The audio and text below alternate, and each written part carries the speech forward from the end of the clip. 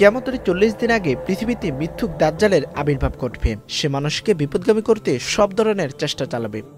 বিশেষ করে সে সময় যে সমস্ত মুমিন জীবিত থাকবে তাদের জন্য ঈমান নিয়ে টিকে থাকা অত্যন্ত কঠিন হয়ে পড়বে। হযরত আদম আলাইহিস সালাম থেকে শুরু করে যত নবী রাসূল পৃথিবীতে এসেছিলেন তারা সকলেই তাদের উম্মতদের দাজ্জাল সম্পর্কে সতর্ক করেছিলেন। তেমনিভাবে আমাদের নবী হযরত মুহাম্মদ সাল্লাল্লাহু আলাইহি ওয়াসাল্লাম দাজ্জালের ফিতনা থেকে সতর্ক করেছেন। আর দাজ্জাল শব্দটি আরবি, যার উৎপত্তি দাজাল শব্দ থেকে, যার অর্থ মিথ্যা, প্রতারণা বা ছলনা। অর্থাৎ সত্যের সাথে মিথ্যা মিশিয়ে যে প্রতারণা করা হয় তাকেই দাজ্জাল বলা হয়। একদা নবী করিম সাল্লাল্লাহু আলাইহি ওয়াসাল্লাম দাঁড়িয়ে আল্লাহর যথাযোগ্য প্রশংসা করলেন। অতঃপর দাজ্জালের আলোচনা করতে গিয়ে বললেন, আমি তোমাদেরকে তার ফিতনা থেকে সাবধান করছি। সকল নবী তাদের উম্মতকে দাজ্জালের ভয় দেখিয়েছেন, কিন্তু আমি তোমাদের কাছে দাজ্জালের একটি পরিচয়ের কথা বলবো যা কোনো নবী তার উম্মতকে বলেন নাই, আর তা হলো দাজ্জাল অন্ধ হবে আর আমাদের মহান আল্লাহ অন্ধ নন। সহিহ বুখারী হাদিস এসেছে, তার কপালে আরবি হরফের কাফ, ফা এবং র এই ৩টি অক্ষর থাকবে, অর্থাৎ কাফির লেখা থাকবে। প্রতিটি মুসলিম, শিক্ষিত বা অশিক্ষিত সবাই তা স্পষ্টভাবে পড়তে পারবে।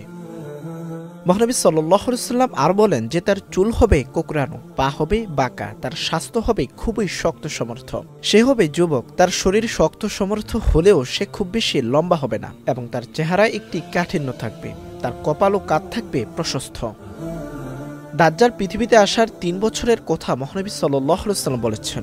তিনি বলেন, প্রথম বছর আল্লাহ আকাশকে বৃষ্টির ৩ ভাগের ১ ভাগ বন্ধ রাখার নির্দেশ দিবেন, দ্বিতীয় বছরে ৩ ভাগের ২ ভাগ, আর তৃতীয় বছরে কোনো বৃষ্টি হবে না। অর্থাৎ মানব সভ্যতা এক ভয়াবহ দুর্ভিক্ষের মধ্য দিয়ে যাবে। এরপরই আগমন করবে তার।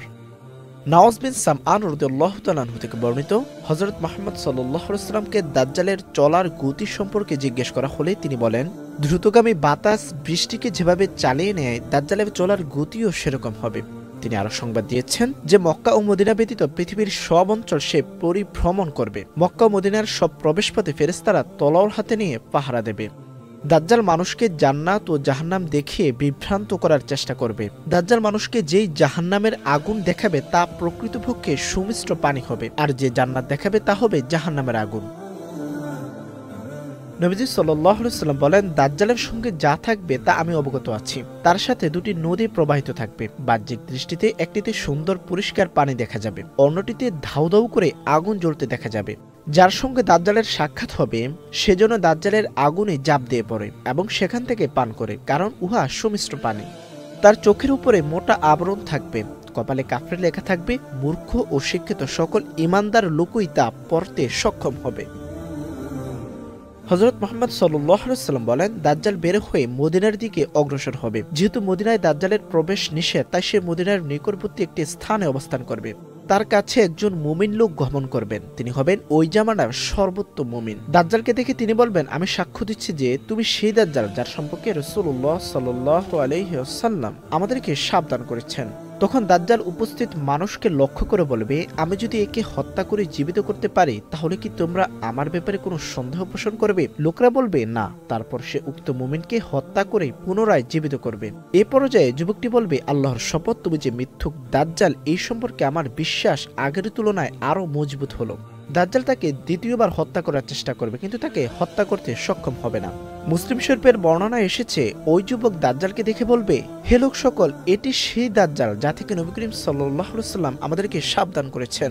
অতঃপর দাজ্জাল তার অনুসারীদেরকে বলবে, একে ধরো এবং প্রহার করো, তাকে মেরে পিটে জখম করা হবে। অতঃপর দাজ্জাল তাকে জিজ্ঞেস করবে, এখনো কি তুমি আমার প্রতি ঈমান আনবে না?